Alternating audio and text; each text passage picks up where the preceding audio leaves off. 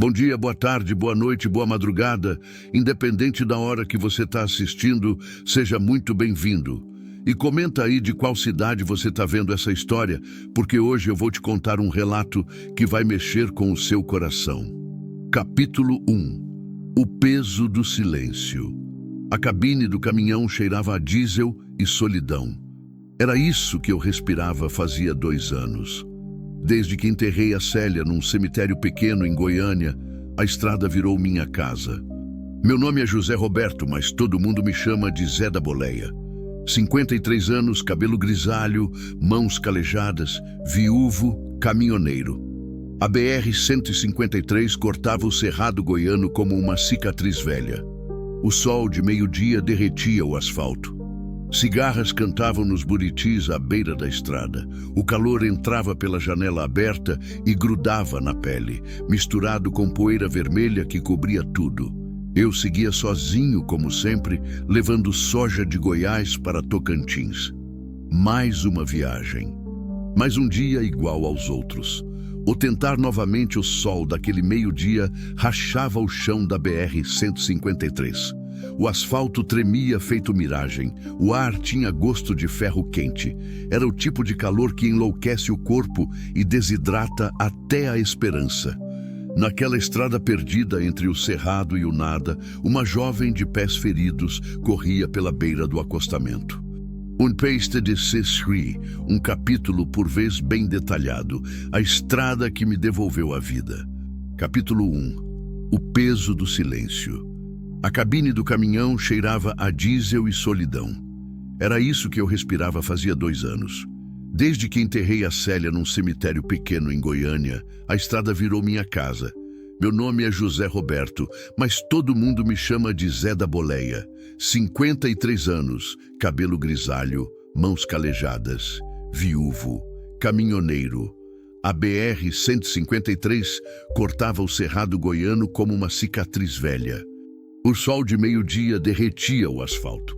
Cigarras cantavam nos buritis à beira da estrada.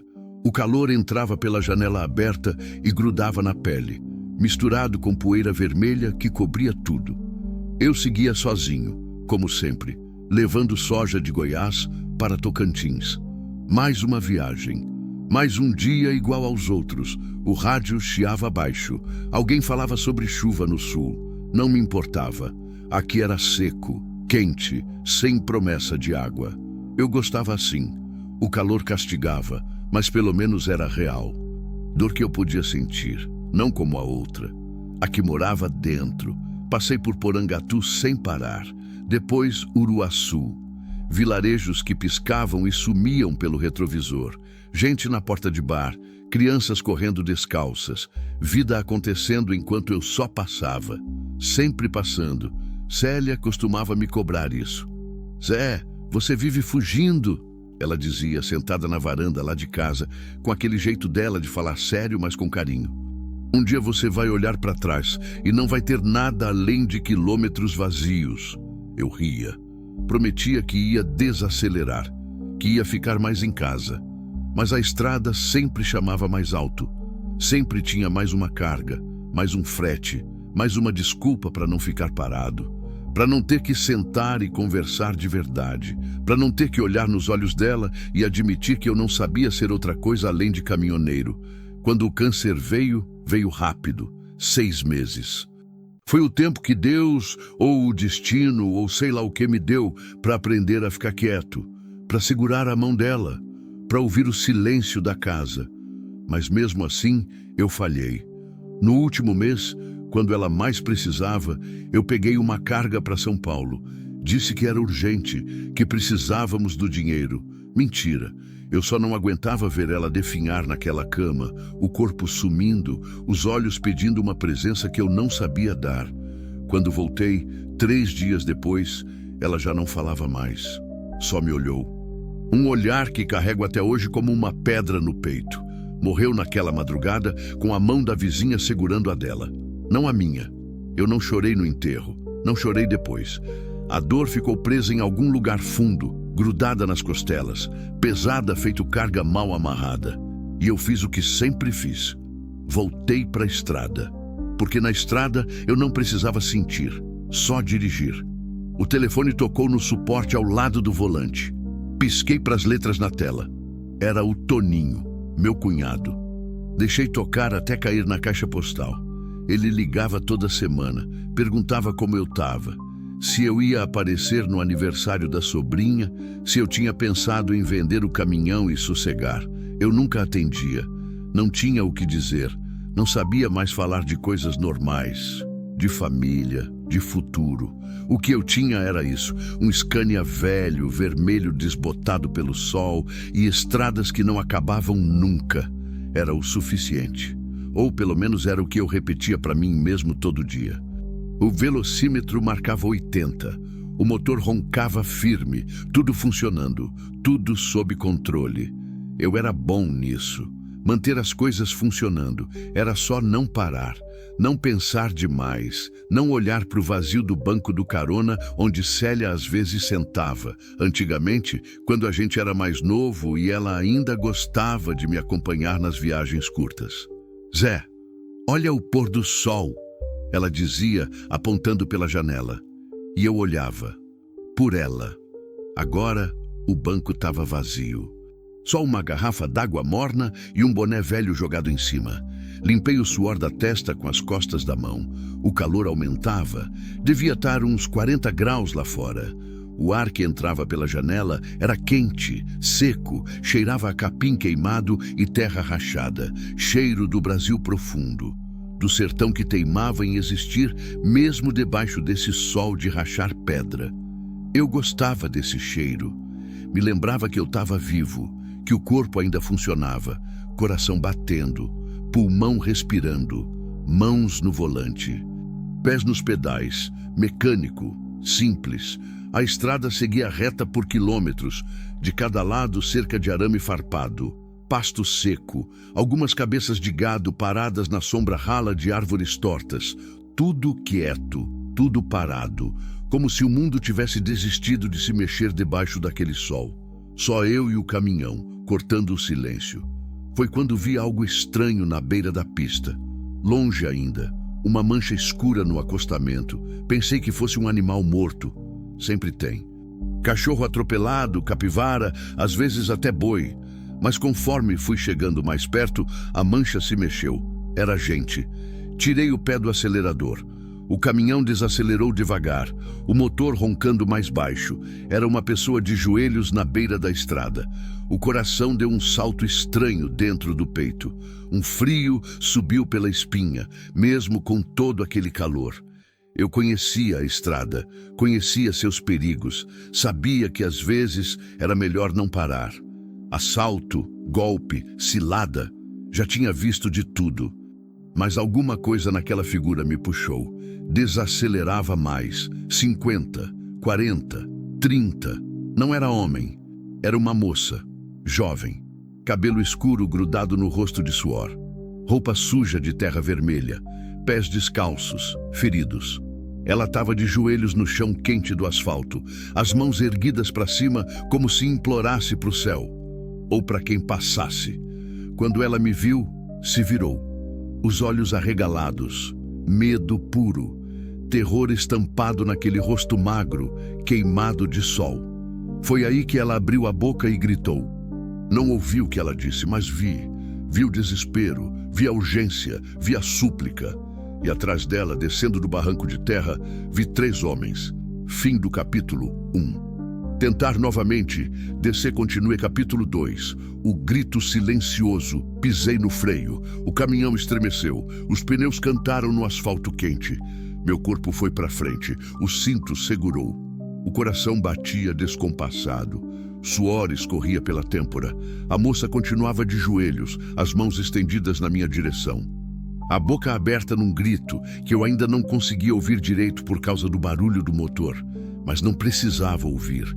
Os olhos dela diziam tudo. Socorro! Atrás, os 3 homens pararam no barranco. Um deles apontou para mim. Outro falou alguma coisa que não consegui captar. O terceiro, um sujeito grande, de chapéu de couro e camisa xadrez, deu um passo à frente e acenou com a mão, como quem manda seguir viagem. Não é da sua conta, dizia o gesto. Minha mão tremeu no volante. Todas as regras da estrada gritavam para eu ir embora. Não se mete em confusão, não para em lugar errado, não arrisca o pescoço por desconhecido. Eu sabia disso. Aprendi isso em 30 anos de BR. Mas os olhos da moça, Célia, também tinha olhado para mim assim, no hospital, naquela última semana, pedindo, implorando, fica. E eu não fiquei. Respirei fundo. O ar entrou quente, áspero, queimando a garganta. Não de novo. Travei a marcha. Abri a porta da cabine. O calor bateu na cara feito bofetão. O cheiro de asfalto derretido, de mato seco, de terra vermelha invadiu tudo. Desci.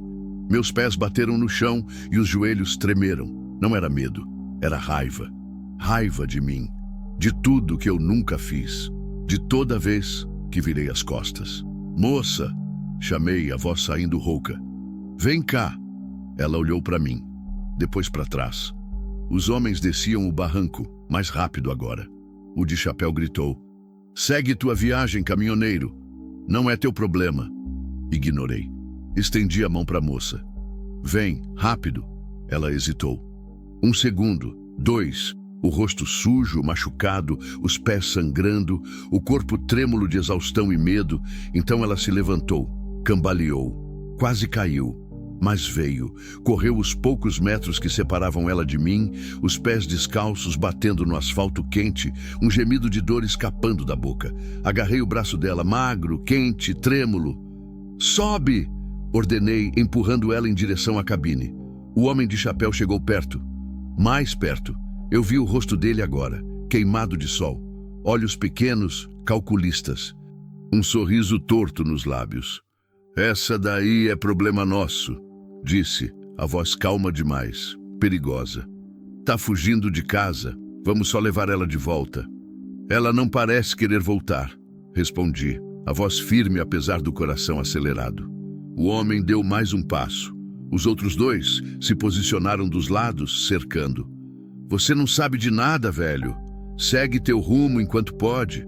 A moça já estava na cabine. Ouvi ela trancar a porta por dentro. Bom, pelo menos ela estava segura por enquanto. Olhei para o homem. Depois para os outros 2. Medi a distância até a cabine. 3 metros, talvez 4. Vou seguir meu rumo. Falei devagar. E ela vai comigo. O sorriso sumiu do rosto dele. Tá cometendo um erro. Não seria o primeiro. Dei as costas. Caminhei em direção à cabine. Cada passo parecia durar uma eternidade. O suor escorria pelas costas. Esperava sentir uma mão no ombro. Um grito. Algo pior. Mas nada veio. Abri a porta. Subi. Tranquei. Minhas mãos tremiam tanto que custei a encaixar a chave na ignição. A moça estava encolhida no banco do carona, os joelhos contra o peito, o rosto escondido entre os braços. Tremia, soluçava baixinho. Segura aí, falei, engrenando a marcha. O motor rugiu. O caminhão deu um solavanco para frente. Pelo retrovisor, vi os 3 homens parados no acostamento. O de chapéu apontou para a placa do caminhão. Estava anotando, ou memorizando. Não importava mais. Acelerei. O caminhão ganhou velocidade. 60, 70, 80. A estrada se abria à frente, reta, infinita. O sol rebatia no asfalto. Árvores passavam rápido pelas janelas. O barulho do motor engolia tudo. Só depois de uns 5 quilômetros consegui respirar direito. Olhei para o lado. A moça continuava encolhida, mas o choro tinha diminuído. Era só um tremor agora, silencioso, profundo. Água, falei, apontando para a garrafa no painel. Bebe. Ela não se mexeu. Vai, insisti, mais suave. Tá desidratada. Bebe devagar. Dessa vez ela se mexeu, devagar, como se cada movimento doesse. Pegou a garrafa com as 2 mãos trêmulas. Abriu. Levou à boca. Bebeu rápido demais. Calma, avisei. Vai passar mal. Ela parou. Respirou fundo. Bebeu de novo, mais devagar agora. O líquido escorria pelo canto da boca, lavando um pouco da sujeira do rosto. Quando terminou, Ela fechou a garrafa e a segurou no colo. Ficou assim, quieta, olhando para a estrada pela janela. Dirigia em silêncio por mais alguns minutos. Não sabia o que dizer. Não sabia o que fazer. Só sabia que tinha acabado de me meter numa confusão que não entendia. Mas também sabia que não podia ter deixado ela lá. Como você se chama? Perguntei finalmente. Silêncio. Achei que ela não ia responder, mas então, baixinho, quase um sussurro. Eloá. Eloá, repeti. Nome bonito, antigo. Eu sou José Roberto, mas pode me chamar de Zé. Ela não disse nada. Só continuou olhando pela janela. Esses homens... Comecei, mas parei. Não sabia como perguntar. Não queria forçar. Eles me perseguiram, disse ela de repente, a voz abafada. Faz mais de 1 hora. Eu corri. Tropecei. Caí. Pensei que ia morrer ali. Engoli seco. Quem são eles? Ela demorou para responder. Quando falou, a voz saía cheia de medo e algo mais. Vergonha, talvez. O de chapéu é Antenor Prado, dono de fazenda, dono de tudo naquela região. Ele queria... Não precisou terminar. Entendi. Minha mão apertou o volante com força. A raiva voltou. Quente, cega. Tá segura agora, falei, tentando manter a voz firme. Eles não vão te pegar. Ela se virou para mim pela primeira vez. Os olhos vermelhos, inchados de tanto chorar, arranhões no rosto, lábios rachados. Tão jovem, 19 anos talvez, 20 no máximo. Por que você parou? Perguntou genuinamente confusa. Ninguém para. A pergunta me acertou como um soco. Por que eu parei? Não sabia responder. Não completamente. Por que... Comecei, mas a voz falhou. Por que eu não parei antes? Porque deixei alguém sozinha quando ela mais precisou, porque carregar essa culpa estava me matando aos poucos, porque precisava acreditar que ainda dava para fazer diferente. Mas não disse nada disso. Porque era o certo, respondi simplesmente. Eloá me encarou por mais um momento. Depois assentiu devagar e voltou a olhar para a estrada. O sol começava a baixar no horizonte. A luz ficava alaranjada, menos cruel. As sombras se alongavam pelo asfalto. A BR-153 seguia em frente, solitária, cortando o cerrado ressequido. E pela primeira vez em 2 anos, eu não estava completamente sozinho na cabine. Fim do capítulo 2. Tentar novamente, DC continue, capítulo 3. Palavras e silêncios. A tarde ia morrendo devagar. Passamos por Niquelândia sem parar. Vilarejo pequeno, casas baixas, poeira em tudo. Algumas pessoas na porta dos botecos olharam para o caminhão passar. Ninguém desconfiou de nada. Para eles, éramos só mais um caminhoneiro e sua carona. Coisa comum na estrada, mas nada ali era comum.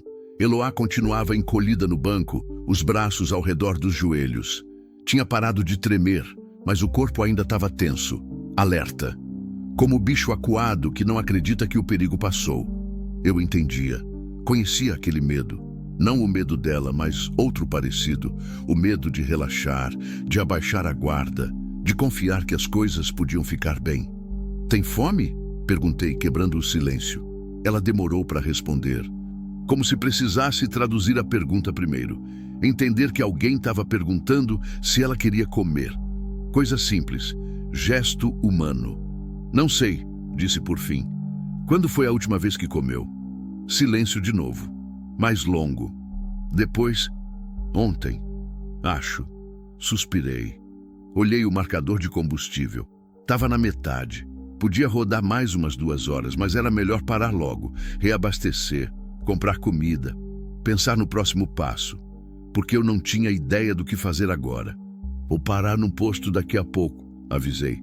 Você vai ficar na cabine, trancada. Não abre para ninguém, só para mim, entendeu? Ela assentiu.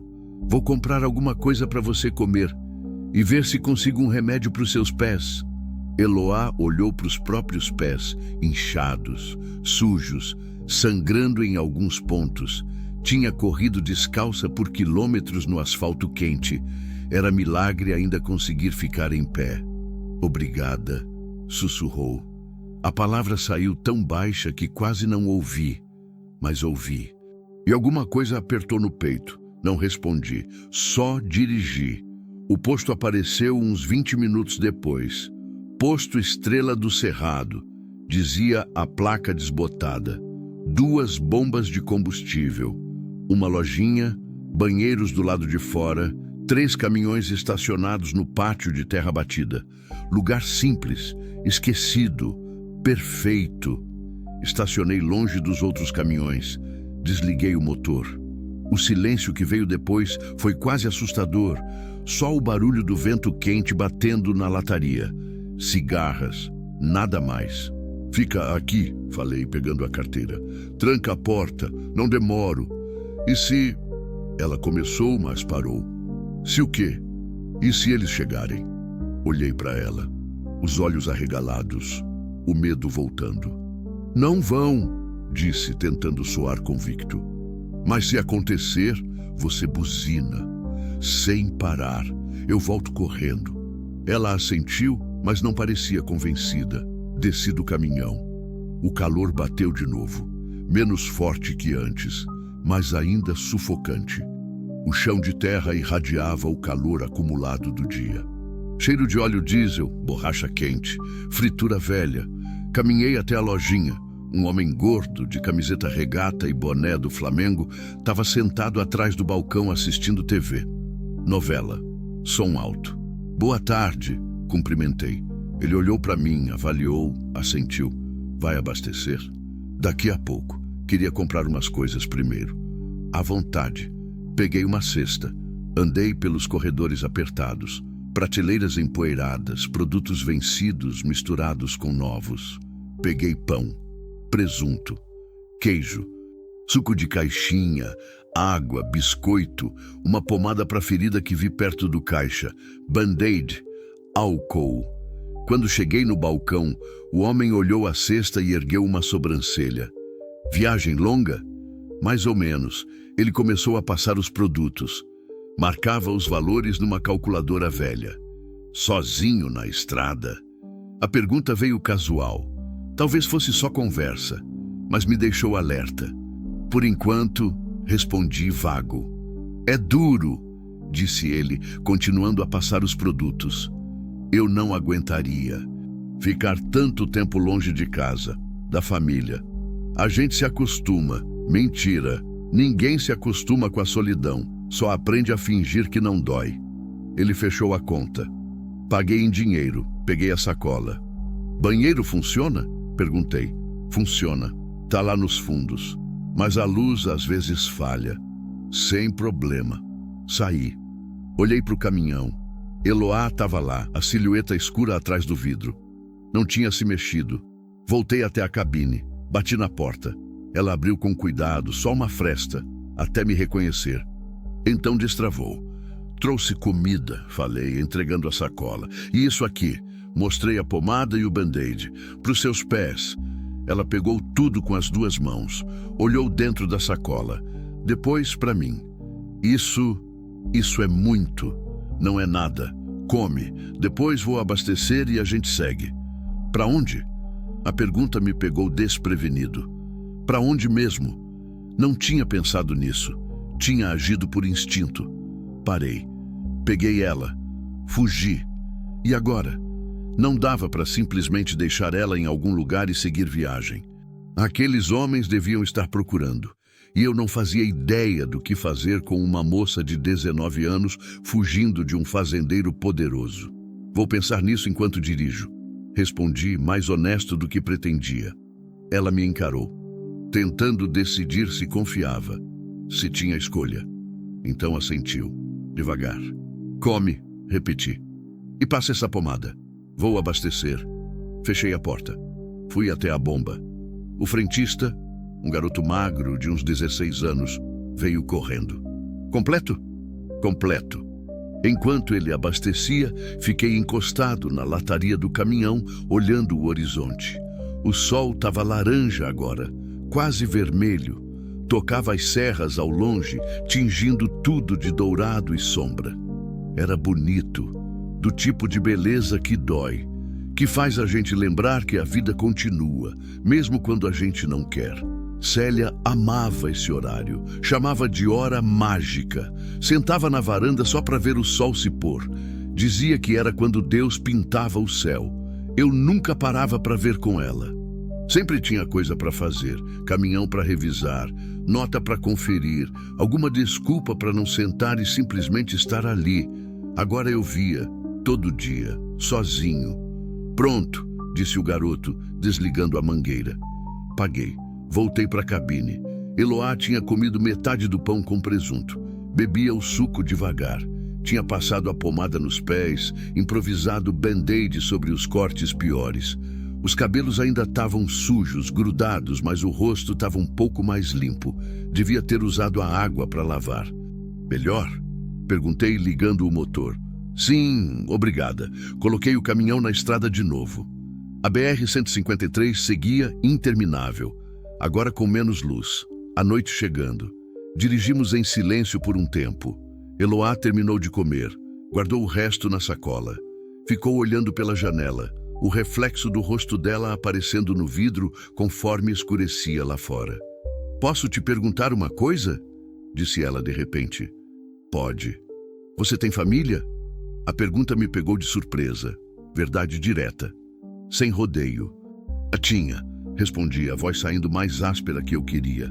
Uma esposa. Célia. Tinha? Morreu. Faz 2 anos. Sinto muito. Eu também. Mais silêncio. Pesado agora. Carregado. E você? Perguntei virando a mesa. Sua família? Eles sabem que você fugiu? Eloá riu, mas não era riso de alegria. Era amargo. Ferido. Minha família morreu quando eu tinha 15. Disse, a voz distante. Acidente.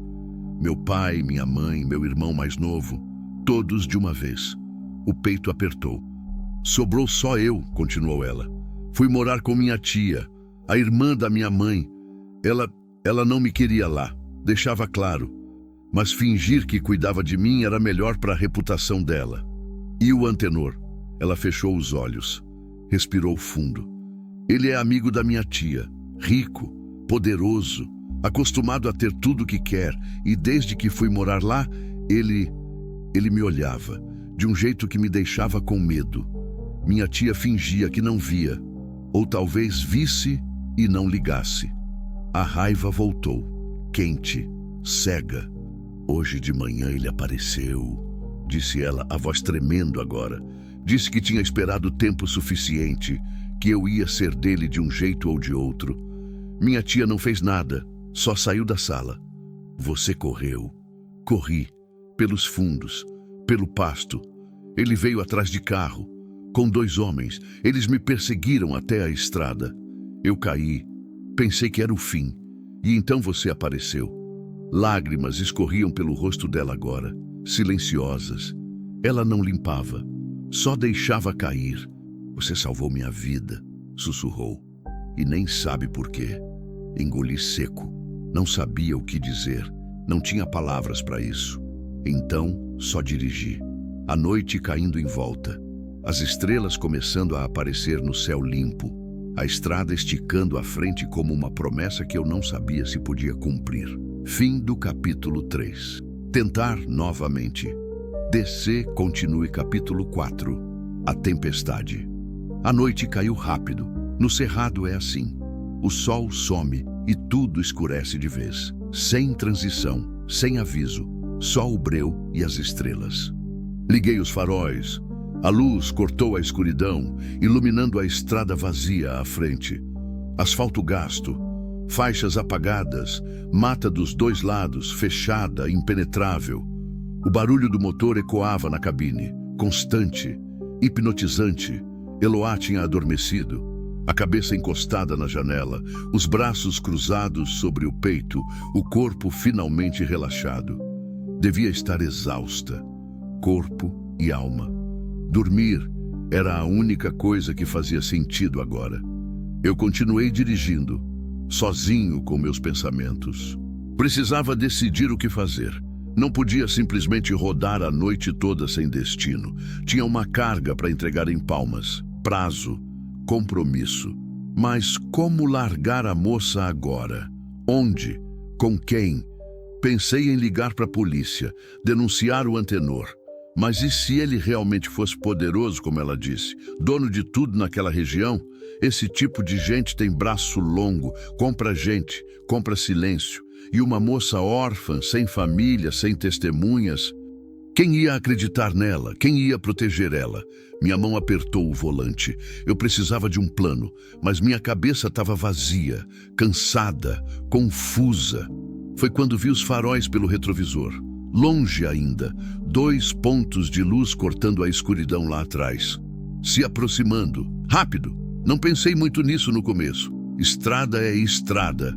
Sempre tem alguém indo ou vindo, mas conforme os faróis se aproximavam, algo no meu estômago se revirou. Rápido demais. Olhei o velocímetro. Estava a 80. Limite da estrada. Mas o carro atrás vinha bem mais rápido. 100, 120 talvez. E não ultrapassava.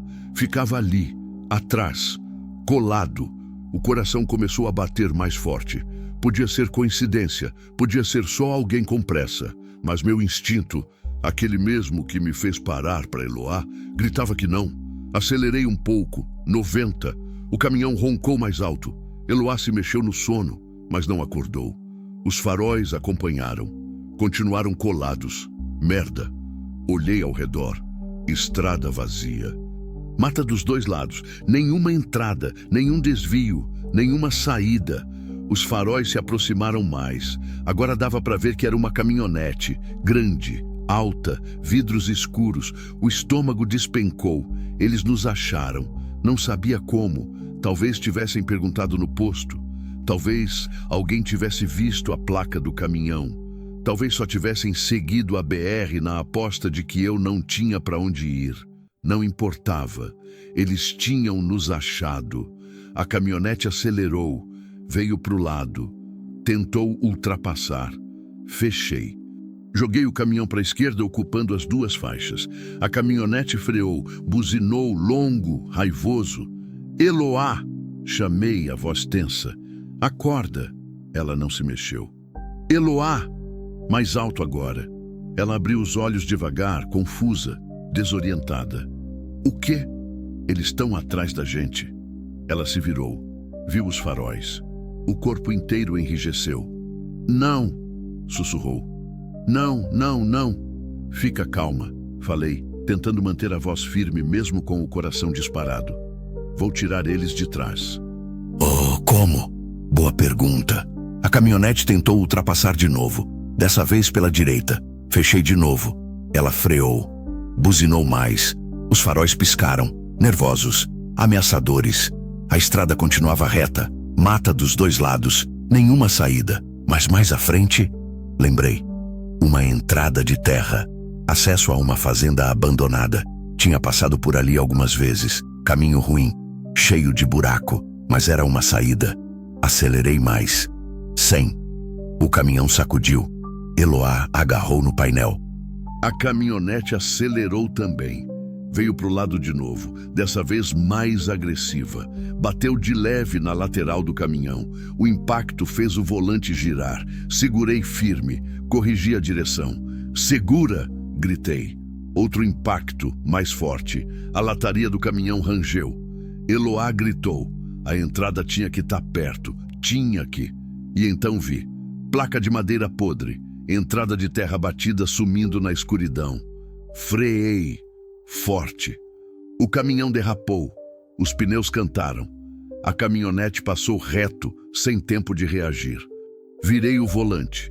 O caminhão entrou na estrada de terra, chacoalhando violento. Eloá bateu no painel. Eu bati no volante. Acelerei de novo.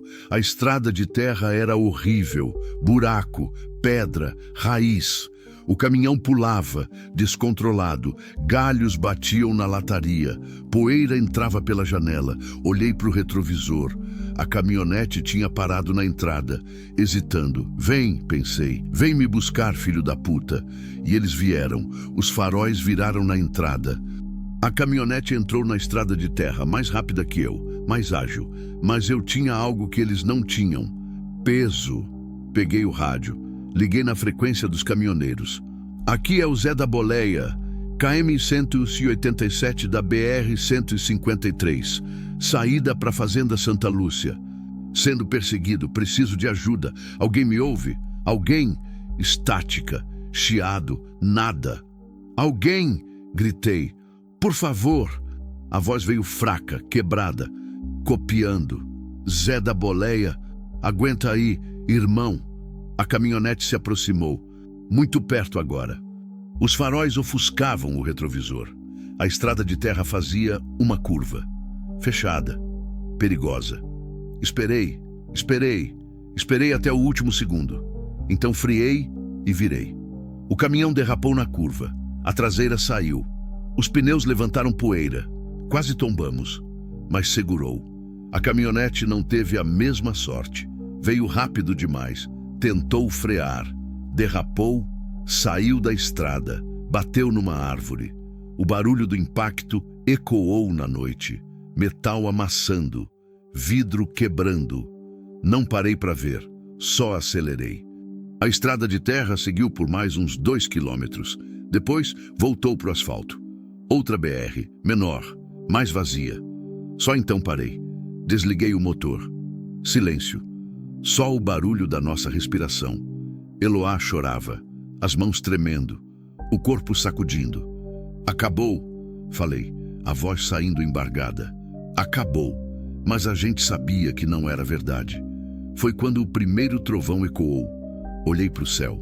Nuvens escuras se acumulavam, pesadas, ameaçadoras. O vento começou a soprar, forte, trazendo cheiro de chuva. Então caiu. Não foi chuva, foi dilúvio. Água batendo no teto do caminhão como tambor, grossa, violenta. Em segundos não dava mais para ver nada pela janela, só água e escuridão. Não podemos ficar aqui, disse Eloá, a voz fina. E se eles voltarem? Não vão, não com essa chuva.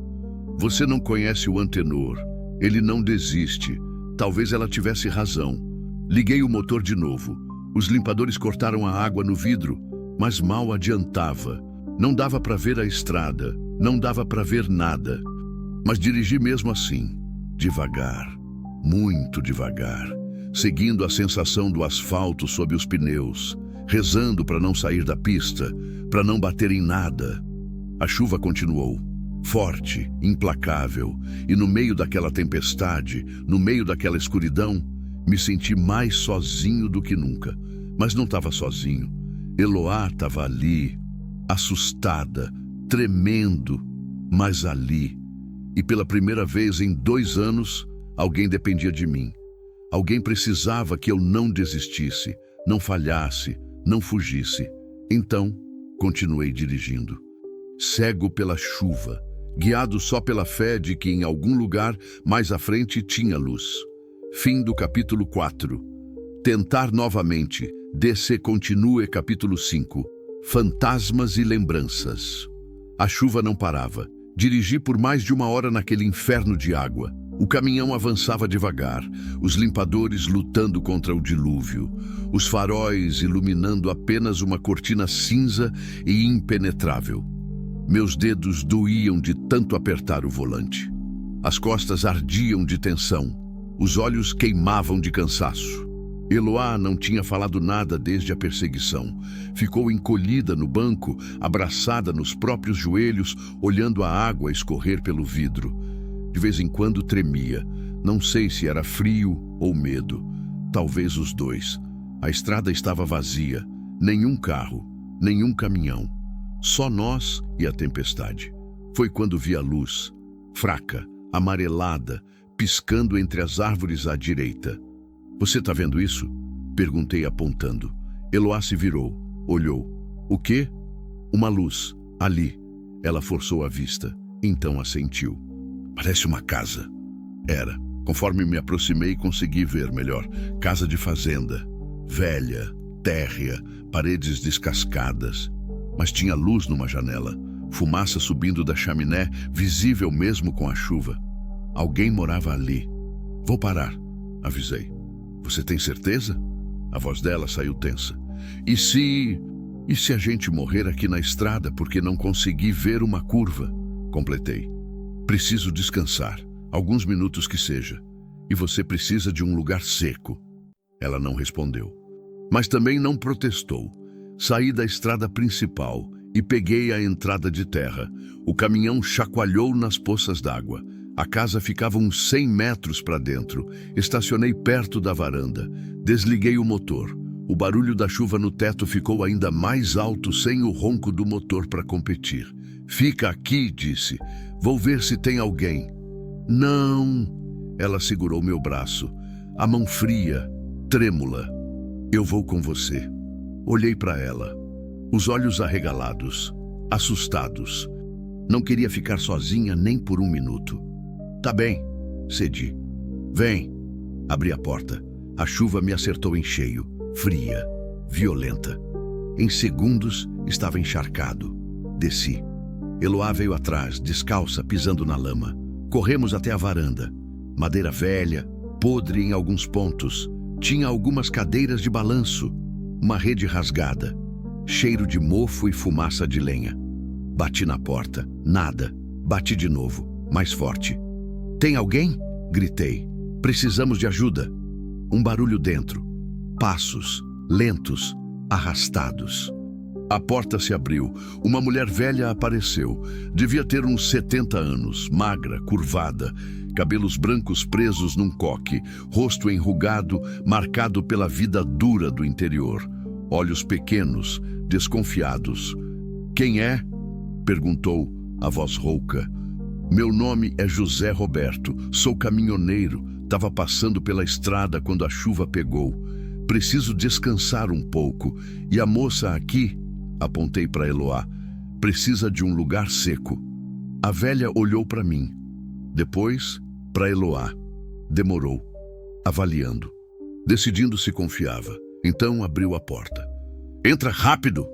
Entramos. A casa era pequena. Sala simples, sofá velho, mesa de madeira, fogão a lenha no canto, cheiro de café e querosene. Uma única lâmpada pendurada no teto iluminava tudo com luz fraca, amarelada. Senta, disse a velha, apontando para o sofá. Sentamos. A água escorria de nossas roupas, formando poças no chão de tábua. A velha foi até o fogão. Mexeu numa panela. Voltou com 2 canecas de café. Bebe, tá quente. Peguei a caneca. O vapor subia quente, reconfortante. Bebi um gole, queimou a garganta. Mas era bom, real. Eloá segurou a caneca com as 2 mãos, apenas sentindo o calor. Obrigado, falei. A senhora salvou a gente. A velha sentou numa cadeira em frente. Acendeu um cigarro de palha, tragou fundo. Me encarou. Vocês estão fugindo de alguma coisa? Não era pergunta. Era constatação. Não adiantava mentir. Sim, respondi. De quem? Olhei para Eloá. Ela assentiu. Permissão para contar. Fazendeiro. Antenor Prado. A senhora conhece? A expressão da velha mudou. Ficou dura, fria. Conheço. Cuspiu a palavra como veneno. Todo mundo conhece o Antenor. Homem podre, cruel. Pensa que pode fazer o que quer porque tem terra e dinheiro. Ele estava perseguindo ela, continuei. Eu peguei ela na estrada, trouxe para longe, mas eles nos acharam, bateram no caminhão. Consegui despistar na chuva. A velha olhou para Eloá.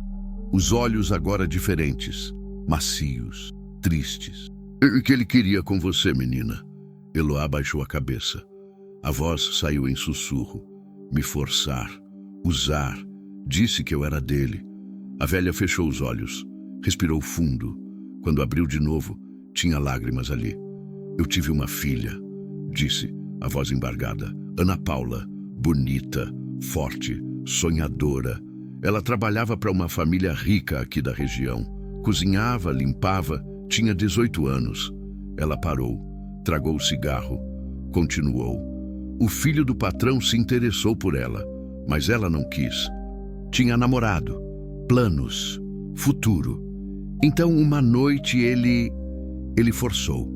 E quando ela gritou, ninguém fez nada. A família protegeu o filho, Compraram o silêncio de todo mundo. Meu peito apertou.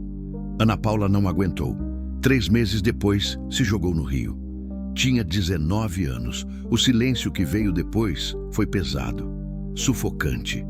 Sinto muito, sussurrei. A velha limpou as lágrimas com as costas da mão. Faz 15 anos, mas a dor é a mesma. Todo dia. Ela se levantou, foi até um armário. Tirou um cobertor velho. Vocês podem ficar aqui essa noite, disse entregando o cobertor para Eloá. Amanhã seguem viagem, mas hoje descansam, comem, secam. Não queremos causar problema, falei. Não é problema, respondeu firme. É justiça, pequena, mas é. Eloá se levantou, foi até a velha, a abraçou. A velha ficou tensa primeiro, surpresa. Depois, correspondeu. Apertou a moça contra o peito e chorou, baixinho, como quem abraça a filha que nunca mais pode abraçar. Eu virei o rosto. Não era meu momento, era delas. Me levantei, fui até a janela, a chuva continuava, forte, implacável, lavando o mundo lá fora. E ali, olhando aquela água cair, as lembranças vieram. Célia. Eu não queria pensar nela, passava os dias evitando. Mas ali, naquela casa velha, com aquela mulher que perdera a filha e aquela moça que quase perdera tudo, não tinha como fugir. Me lembrei da última noite. Célia na cama do hospital. O corpo fraco, a pele amarelada, os olhos fundos, mas ainda vivos, ainda presentes. Zé, ela tinha chamado, a voz fraca.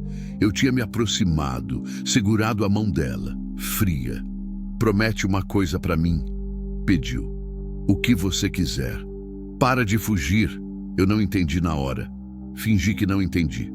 Do que, amor? Da vida, dos sentimentos, de você mesmo. Ela apertou minha mão com a pouca força que tinha. Você passa a vida correndo, Zé.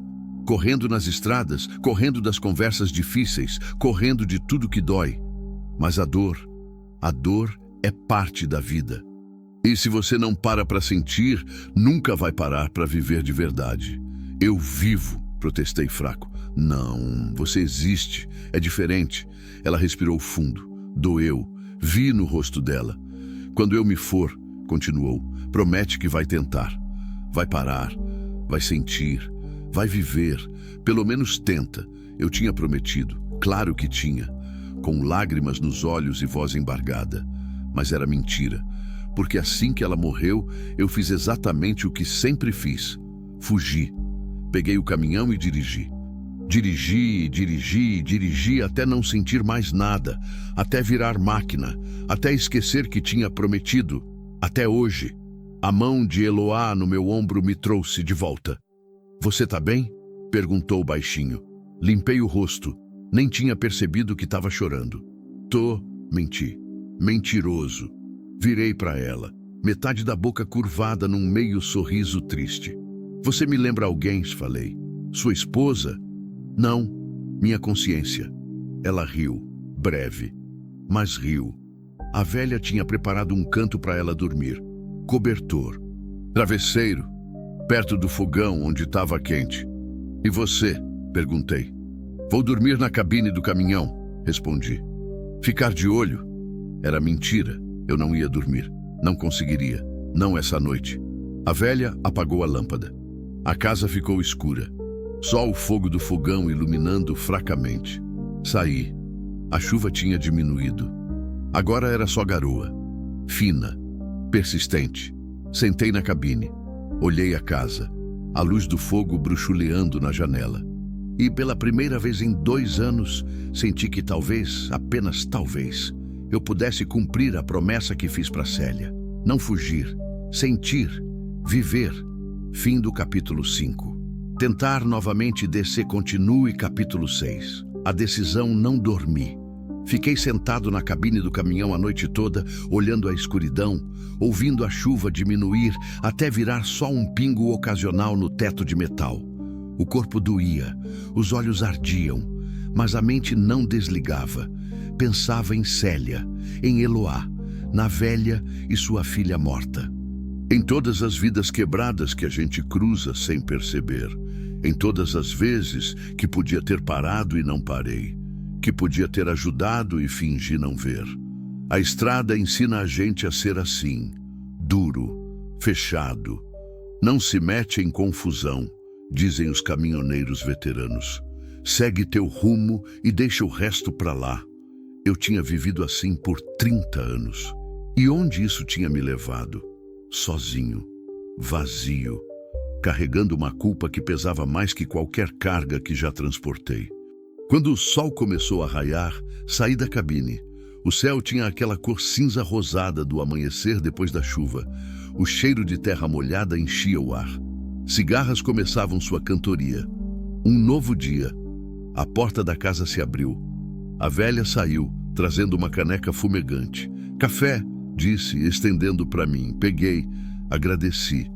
Ela se encostou na cerca de madeira ao meu lado. Acendeu o cigarro de palha. Tragou em silêncio. Não dormiu, observou. Não consegui. Pensando no que fazer com a menina, assenti. Ela não pode voltar, disse a velha. O Antenor não vai desistir. Homem desse tipo nunca desiste. Ele vai procurar, vai achar. E quando achar, não precisou terminar. Eu sei, falei. Mas o que eu faço? Não posso ficar com ela para sempre. Tenho trabalho, entregas. E ela tem que reconstruir a vida. Estudar, ter futuro. A velha me olhou com aqueles olhos pequenos, sábios. Você tem família em outro lugar? Gente que pode ajudar? Pensei. Toninho, meu cunhado, morava em Goiânia. Bom homem, família estruturada. Mas será que aceitaria abrigar uma desconhecida? Uma moça fugindo de um fazendeiro poderoso? Talvez, respondi, incerto. Então liga, disse a velha. Conversa, explica. Às vezes a gente acha que está sozinho, mas tem gente disposta a ajudar. Só precisa pedir. Pedir, coisa que eu nunca soube fazer. A porta se abriu de novo. Eloá saiu, os cabelos ainda molhados, presos num rabo de cavalo improvisado. A roupa, uma que a velha tinha emprestado, grande demais no corpo magro, mas os olhos estavam diferentes, menos assustados, mais acordados. Bom dia, disse ela, a voz ainda rouca de sono. Bom dia, respondi. A velha entrou de novo na casa. Voltou com pão, manteiga e mais café. Sentamos na varanda, os três, comendo em silêncio enquanto o sol subia lentamente no horizonte. Eu estava pensando, comecei, quebrando o silêncio. Tenho um cunhado em Goiânia, boa pessoa. Talvez ele possa te ajudar, te dar um lugar para ficar enquanto a gente resolve essa situação. Eloá me olhou, surpresa. Você faria isso? Já fiz até aqui, não fiz? Mas você mal me conhece. Por que se importa? A pergunta pesou. Verdadeira, direta. Porque eu me importava. Porque alguém precisava se importar. Respondi simplesmente. E eu cansei de passar direto. Ela piscou rápido, engoliu o nó na garganta. Obrigada, sussurrou. Depois do café, a velha me levou até o telefone antigo pendurado na parede da sala. Funciona, disse. Usa. Peguei o fone. Disquei o número que sabia de cor, mas nunca ligava. 3 toques. 4. Alô? A voz do Toninho soou surpresa, mesmo através da linha chiada. Toninho, sou eu, Zé. Silêncio do outro lado. Depois, Zé, cara, faz meses que você não liga. Tá tudo bem? Não sei, respondi honesto. Preciso de ajuda. Claro, mano. O que aconteceu? Respirei fundo, contei tudo. A moça na estrada, o Antenor, a perseguição, a chuva. E agora, a necessidade de um lugar seguro para ela ficar. Toninho ouviu em silêncio. Quando terminei, ele demorou para responder. Isso é sério, Zé. Você está se metendo numa confusão pesada. Eu sei, mas... Ele suspirou. Você fez a coisa certa. Não podia ter deixado ela lá. E sim, ela pode ficar aqui. A Mariana vai entender. Temos o quarto de hóspedes. Pode ficar o tempo que precisar. O alívio que senti foi físico. como se um peso de 1000 quilos saísse dos ombros. Obrigado, Toninho. Sério, obrigado. É para isso que serve família, Zé. Mas tem outra coisa. O quê? Você precisa registrar ocorrência, denunciar esse Antenor. Não adianta só fugir. Ele tem que responder. Mas se ele for poderoso, como ela diz, justamente por isso, interrompeu Toninho. Gente assim só para quando alguém enfrenta. E agora vocês têm testemunhas. Você, a menina, tem evidências, as marcas no caminhão. Talvez até câmeras no posto onde vocês pararam. Precisa fazer isso direito, Zé, pela segurança dela. Ele tinha razão. Fugir não resolvia, só adiava. Vou fazer, prometi. Quando chegar em Goiânia, a gente vai direto na polícia. Bom, quanto tempo para chegar? Olhei pela janela. O sol já estava alto. O caminhão teria que ser verificado. Os danos da perseguição. Mas nada que impedisse de rodar. Umas 6 horas. Chego de tarde. Tá bom, vou avisar a Mariana. E Zé, fala. Você mudou. Não sei o que aconteceu, mas você parece diferente.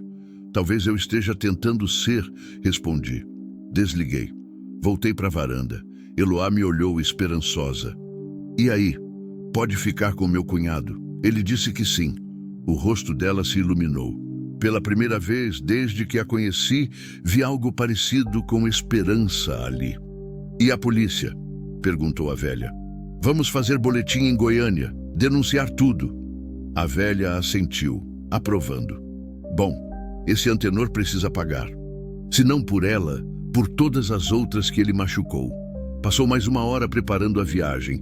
A velha fez comida para levarmos. Embrulhou pão, queijo, frutas. Encheu garrafas de água. Eloá ajudou, ainda usando as roupas emprestadas. Quando foi hora de partir, a velha abraçou Eloá de novo. Dessa vez mais longo, mais apertado. Você é forte, disse a velha, segurando o rosto da moça com as 2 mãos.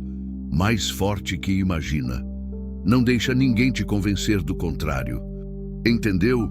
Eloá assentiu, os olhos cheios de lágrimas. Vou lembrar. A velha se virou para mim. Cuida dela. Vou cuidar. E de você também. Pare de se punir pelo que não pode mudar. Sua esposa não ia querer isso. As palavras me acertaram em cheio. Como ela sabia? Como via tão fundo? Só assenti. Não conseguia falar. Subimos do caminhão. Liguei o motor. Ele roncou firme, apesar das batidas. Bom caminhão. Tinha me levado até ali. Levaria mais longe ainda. A velha ficou na varanda acenando. Pequena, curvada, mas forte. Tão forte. Acelerei. O caminhão voltou para a estrada de terra, depois para o asfalto da BR. O sol brilhava forte agora. O céu estava limpo, azul profundo. A estrada à frente se esticava, molhada ainda da chuva da noite, refletindo a luz como um espelho. Eloá olhava pela janela, quieta, pensativa. No que você está pensando? Perguntei depois de um tempo. Que ontem eu achei que ia morrer, disse ela. E hoje eu tenho uma chance de recomeçar, de viver. Por causa de você, eu só fiz o que era certo. Não, ela balançou a cabeça. Você fez o que era difícil. É diferente. E eu nunca vou esquecer isso. Não respondi. Não sabia como. Só dirigi. O sol nas costas. O caminho pela frente. E pela primeira vez em muito tempo, sentia que estava indo para algum lugar. Não só geograficamente, mas de verdade. Fim do capítulo 6. Tentar novamente descer continue. Capítulo 7. A travessia final. A BR-153 seguia interminável sob o sol do meio-dia. Depois da chuva, o calor tinha voltado com força. Vapor subia do asfalto molhado. O ar dentro da cabine estava abafado, pesado, mesmo com as janelas abertas. Mas não me importava. Tinha uma missão agora, um destino, algo maior que simplesmente entregar uma carga e seguir viagem. Eloá tinha relaxado aos poucos, não mais encolhida, não mais tremendo. Sentava ereta no banco, olhando a paisagem passar. De vez em quando fazia perguntas sobre a estrada, sobre os lugares que passávamos, sobre a vida de caminhoneiro. Eu respondia e descobria que gostava de falar, de compartilhar, coisa que não fazia anos. Como era sua esposa? Perguntou ela de repente, a voz cautelosa, como quem pisa em terreno delicado. A pergunta me pegou desprevenido. Minha primeira reação foi desviar, mudar de assunto. Era o que eu sempre fazia quando alguém perguntava sobre Célia. Mas olhei para Eloá, para o rosto jovem, curioso, sem malícia, e decidi tentar. Ela era... Comecei procurando as palavras. Ela era tudo que eu não sou. Leve, alegre, via beleza nas coisas pequenas, num pôr do sol, num passarinho cantando, numa flor brotando no meio do concreto. Sorri lembrando. Eu sempre achei isso bobagem. Dizia que ela era sonhadora demais, que precisava ser mais prática. Mas a verdade é que eu tinha inveja. Inveja dessa capacidade dela de encontrar alegria onde eu só via obrigação. Ela te amava? Perguntou Eloá. Demais, respondi, a voz embargando. Mais do que eu merecia. E eu desperdicei tanto tempo fugindo, trabalhando, me convencendo que prover era o mesmo que amar. Mas não é. Ela não queria mais dinheiro. Queria presença. E eu nunca dei. Limpei a garganta. Continuei. Quando ela adoeceu, tive a última chance. 6 meses para compensar anos de ausência. Mas mesmo assim falhei. Peguei uma carga para São Paulo quando deveria ter ficado. Voltei tarde demais. Ela morreu sem mim. O silêncio que veio depois foi pesado, mas não desconfortável. Era o silêncio de quem entende, de quem conhece a dor. Ela te perdoou, disse Eloá baixinho. Como você sabe? Porque ela te amava. E quem ama de verdade perdoa. Sempre. As palavras ficaram suspensas no ar quente da cabine. Verdade simples, profunda. O problema não é se ela me perdoou, falei depois de um tempo. É se eu consigo me perdoar. Eloá me olhou. Aqueles olhos jovens, mas já tão cansados de sofrer.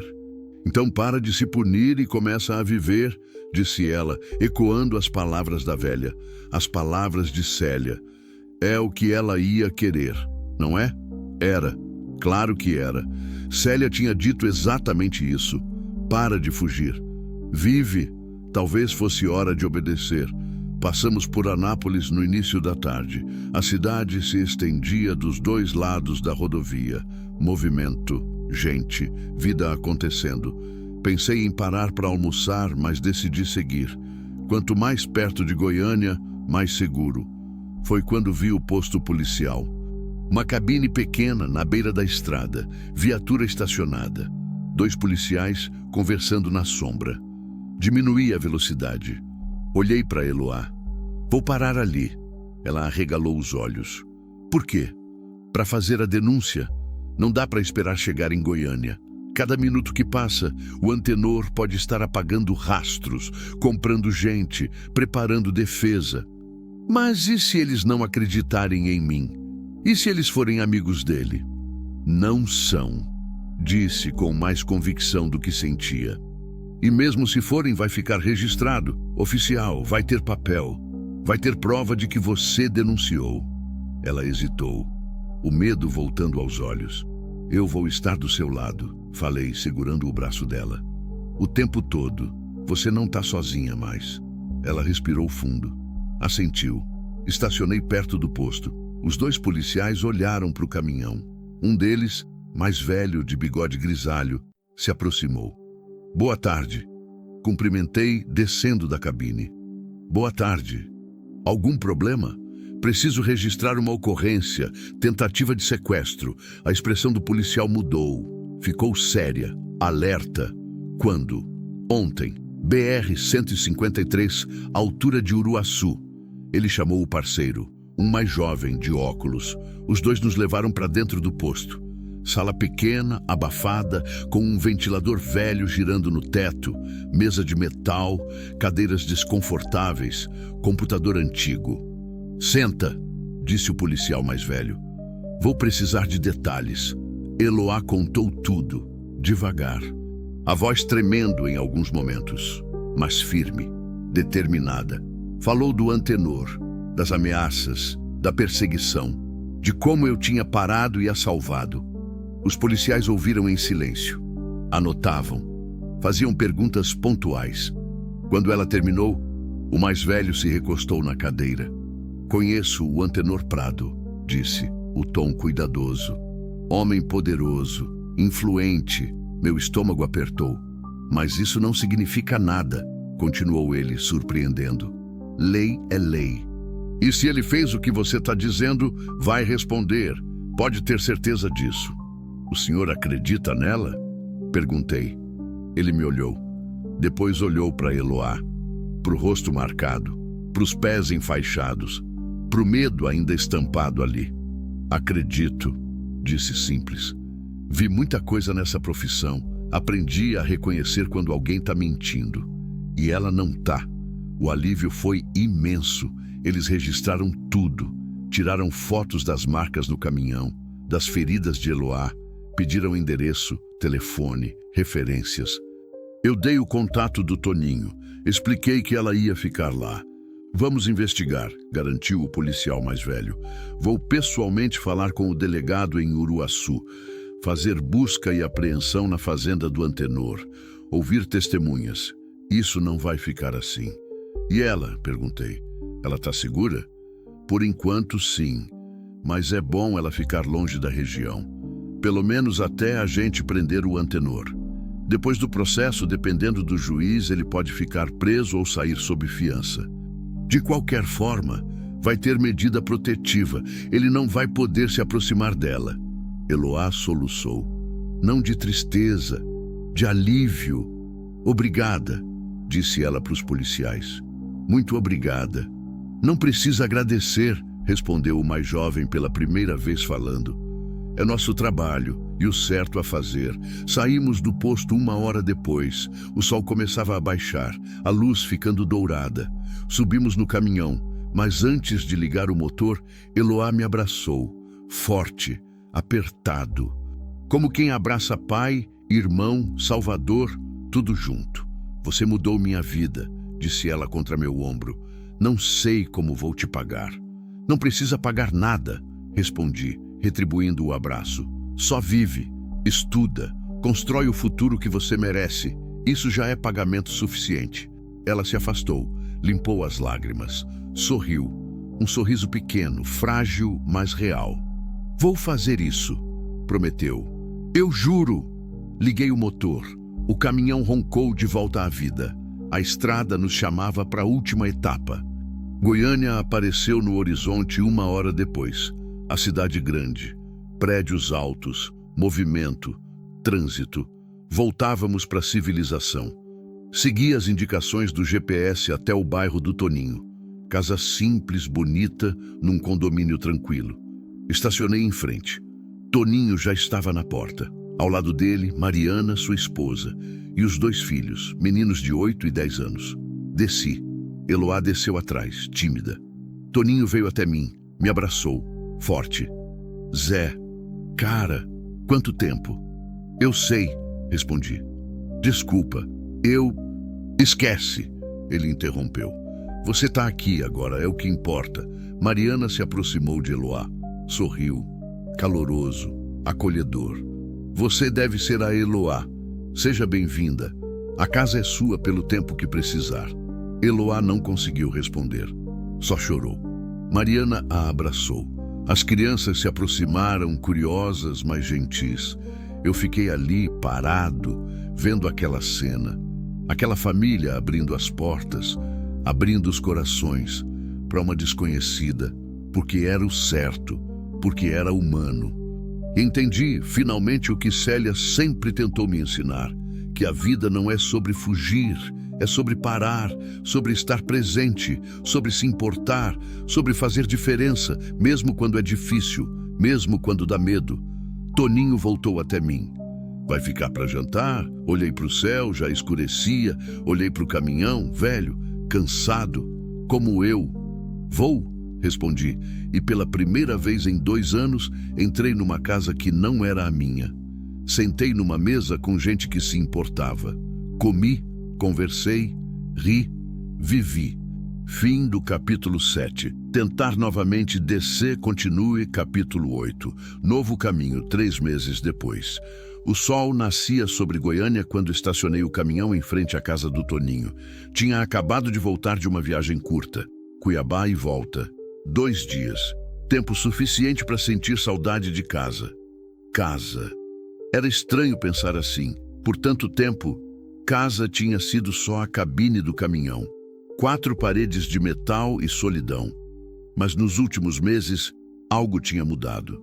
Eu tinha mudado. Ainda morava no meu apartamento pequeno do outro lado da cidade, mas vinha aqui toda semana. Almoços de domingo, aniversários, conversas na varanda. Aos poucos, tinha me reconectado com Toninho, com Mariana, com os sobrinhos, com a ideia de família e com Eloá. Desci do caminhão. A porta da casa se abriu. Ela apareceu, sorrindo. Cabelos mais compridos agora, presos num rabo de cavalo. Roupa simples, jeans e camiseta. Mas o rosto era outro. Leve, descansado, vivo. Zé! Chamou acenando. Pensei que só chegava de tarde. Consegui adiantar. Respondi caminhando até a varanda. A estrada estava boa. Sem chuva dessa vez. Ela riu. Era bom ouvi-la rir. No começo, os risos eram raros, forçados, mas com o tempo foram ficando mais naturais, mais verdadeiros. Café tá pronto, disse ela, e fiz pão de queijo. Lembra como você gosta? Entramos. A casa cheirava a café fresco e pão assando. Toninho estava na sala, assistindo o jornal. Mariana preparava o café da manhã. Os meninos ainda dormiam. Era sábado. E aí, cunhado? Cumprimentou Toninho. Viagem boa? Tranquila, sem surpresas. Do jeito que a gente gosta. Sentamos à mesa. Eloá serviu café. Distribuiu os pães de queijo ainda quentes. Mariana se juntou a nós. Conversamos sobre coisas simples. A semana que passou. Os planos para o fim de semana. A festa junina da escola dos meninos. Coisas normais. Cotidianas, que antes me pareciam sem importância, mas agora eu entendia. Era nisso que a vida estava, nesses momentos pequenos, nessas conexões. Como foram as aulas? Perguntei para Eloá. Ela tinha voltado a estudar. Terminou o ensino médio através do EJA. Agora se preparava para o Enem. Queria fazer enfermagem. Dizia que queria cuidar de gente. Retribuir o cuidado que tinha recebido. Foram bem, respondeu, os olhos brilhando. A professora de redação disse que meu último texto foi um dos melhores da turma. Falei sobre recomeços. Imagino de onde tirou inspiração, comentei sorrindo. Ela sorriu de volta, aquele sorriso que valia mais que qualquer pagamento. Depois do café, saímos para a varanda. Só nós dois. O sol já estava alto, mas ainda não fazia o calor escaldante do meio-dia. Tem uma coisa que preciso te contar, disse Eloá, a voz um pouco tensa. Meu coração acelerou. O quê? O julgamento do Antenor. Saiu a data. Vai ser mês que vem. Nos 3 meses desde a denúncia, muita coisa tinha acontecido. Os policiais cumpriram a palavra. Investigaram. Encontraram mais vítimas, outras moças que tinham sido assediadas, ameaçadas, algumas até violentadas por Antenor. Com múltiplas denúncias, o caso ganhou força. O fazendeiro foi preso preventivamente. Esperava julgamento. Você vai ter que depor, falei. Eu sei, tô com medo. É normal ter medo, mas você não vai estar sozinha. Eu vou estar lá. Toninho e Mariana também. E tem as outras mulheres. Vocês são fortes juntas. Ela assentiu, mas ainda parecia insegura. E se ele for absolvido? E se ele sair e vier atrás de mim? Não vai acontecer, disse com mais convicção do que sentia. Tem prova demais, testemunhas demais. E mesmo se acontecer o impossível, você não vai ficar desprotegida. A gente vai encontrar um jeito. Por que você faz isso? Perguntou ela de repente. Por que continua aqui? Você podia ter me deixado aqui e seguido sua vida. Mas você volta. Toda semana. Me liga. Pergunta como eu tô. Por quê? A pergunta era justa. Merecia resposta honesta. Porque você me salvou tanto quanto eu te salvei, respondi. Eu estava morto por dentro, Eloá. Só existindo, repetindo os dias, carregando uma culpa que estava me matando aos poucos. E quando te vi ali, naquele asfalto quente, implorando por ajuda, algo acordou em mim. Alguma coisa que achei que tinha morrido junto com a Célia. Fiz uma pausa, respirei fundo. Você me deu propósito de novo, me fez lembrar que ainda posso fazer diferença, que ainda posso estar presente, ser útil. E isso me trouxe de volta à vida. Eloá tinha lágrimas nos olhos. Segurou minha mão. Eu te vejo como pai, sabe? Disse ela, a voz embargada. O pai que perdi. O pai que nunca mais pensei que ia ter. E agradeço a Deus todo dia por ter te colocado no meu caminho. Apertei a mão dela. Não conseguia falar. A emoção bloqueava tudo. Ficamos assim por um tempo, em silêncio, só segurando as mãos. 2 sobreviventes. 2 almas quebradas que tinham se encontrado na pior hora e, de alguma forma, tinham se curado juntas. O telefone tocou dentro de casa. Mariana atendeu. Chamou meu nome. Era o policial. O mais velho, de bigode grisalho, que tinha registrado a ocorrência. Seu José, tenho novidades. O Ministério Público aceitou o acordo de delação de um dos capangas do Antenor. Ele confessou tudo. As perseguições, as ameaças, até outros crimes. Com esse depoimento, a condenação é praticamente certa e pesada. No mínimo 15 anos. O alívio foi tão grande que tive que sentar. Obrigado, consegui dizer. Muito obrigado por não ter desistido. Nunca ia desistir, respondeu ele. Homem como o Antenor não pode ficar impune. E vocês dois, você e a menina, foram corajosos. Fizeram a coisa certa. Isso salvou outras vidas, entende? Outras moças que ele poderia ter machucado. Desliguei. Voltei para a varanda. Eloá me olhou ansiosa. E aí? Contei. Vi o rosto dela se transformar. Medo virando alívio. Alívio virando alegria. Alegria virando lágrimas. Acabou, disse ela, repetindo as mesmas palavras que eu tinha dito 3 meses atrás. Mas agora eram verdadeiras. Acabou de verdade. Mariana e Toninho vieram para a varanda. Abraçamos Eloá, todos juntos. Uma família estranha, improvisada, mas real. Construída não pelo sangue, mas pela escolha, pela compaixão, pelo amor que decide ficar mesmo quando é difícil. Aquela tarde, dirigi até o cemitério. Fazia tempo que não ia. Tinha evitado. Doía demais, mas agora sentia que precisava, que estava pronto. O túmulo da Célia era simples, pedra cinza, nome, datas, nada mais. Ela não gostava de luxo, diria que era desperdício. Sentei na grama ao lado, encostei na lápide fria. Oi, amor. Comecei, a voz saindo rouca. Desculpa ter demorado tanto para voltar aqui. Eu não estava pronto, mas acho que agora tô. O vento soprou leve, balançando as árvores ao redor. Conheci uma moça, Eloá. Ela estava em perigo e eu parei. Pela primeira vez em tanto tempo eu parei, não fugi. E sabe o que aconteceu? Ela me salvou de volta, me fez lembrar do que você sempre disse, que viver não é só respirar, é sentir, é se importar, é fazer diferença. Limpei as lágrimas que escorriam. Eu cumpri minha promessa, Célia. Parei de fugir, tô sentindo, tô vivendo, ainda dói, a saudade ainda aperta. Mas não é só dor mais. Tem outras coisas também. Tem alegria, tem propósito, tem esperança. Coloquei a mão na pedra. E imaginei que era a mão dela, quente, viva.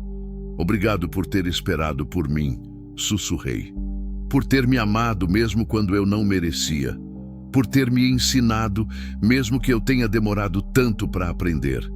Eu te amo. Sempre vou te amar e vou carregar você comigo, mas agora de um jeito diferente, não como peso, como luz. Fiquei ali até o sol começar a se pôr, aquela hora mágica que Célia tanto amava. O céu ficou alaranjado, depois rosa, depois roxo, lindo, perfeito. Deus realmente pinta o céu, falei, sorrindo através das lágrimas. Você estava certa. Me levantei, limpei a calça. Olhei o túmulo uma última vez. Até logo, amor. Vou voltar. Mas não para sofrer, para visitar, para conversar, para lembrar do que foi bom. Tá bom assim? O vento soprou de novo, mais forte agora. Como resposta, saí do cemitério diferente de como entrei. Mais leve, mais inteiro, mais vivo. 6 meses depois, parei o caminhão pela última vez. Não era a última viagem, mas era a última vez que ia sozinho. Tinha decidido diminuir o ritmo, pegar menos cargas, ficar mais em casa, aproveitar a família, ver os sobrinhos crescerem, acompanhar os estudos da Eloá, viver os dias pequenos que antes me pareciam insignificantes. E tinha decidido outra coisa também. Ia dar aulas numa autoescola, ensinar a próxima geração de caminhoneiros, não só a dirigir, mas a viver, a não cometer os mesmos erros que eu cometi, a não deixar a estrada engolir tudo que é importante. Eloá tinha passado no Enem, começaria enfermagem no próximo semestre. Toninho ofereceu ajudar com as mensalidades. Eu ofereci também. Juntos íamos garantir que ela realizasse o sonho. O Antenor foi condenado. 17 anos de prisão, sem direito a regime semiaberto. As outras vítimas também tinham conseguido justiça. Algumas começavam a reconstruir suas vidas, outras ainda lutavam, mas todas sabiam agora que não estavam sozinhas. Naquela noite, sentamos todos na varanda da casa do Toninho. Era aniversário da Eloá. 20 anos, bolo simples, velas, família reunida. Quando ela soprou as velas, fechou os olhos e fez um pedido. Depois olhou para mim e sorriu. "O que você pediu?" perguntou Mariana. "Que nada mude", respondeu Eloá. "Que a gente continue assim, juntos." "Amém", disse Toninho. "Amém", repeti. E ali, naquela varanda simples, com aquelas pessoas que tinham se tornado minha família, entendi finalmente o que Célia sempre soube. Que a vida não se mede em quilômetros rodados, se mede em momentos vividos, em mãos seguradas, em lágrimas divididas, em risos compartilhados, em escolhas difíceis que fazem a gente mais humano. Que parar não é fraqueza, é coragem. Que sentir não é vulnerabilidade, é força. Que viver não é sobreviver, é florescer, mesmo depois de tudo ter morrido. A estrada me ensinou a dirigir, mas Eloá me ensinou a viver. E Célia, lá de onde estivesse, devia estar sorrindo. Porque finalmente, depois de tanto tempo perdido, tanto tempo fugindo, tanto tempo apenas existindo, eu estava vivo de verdade. Fim.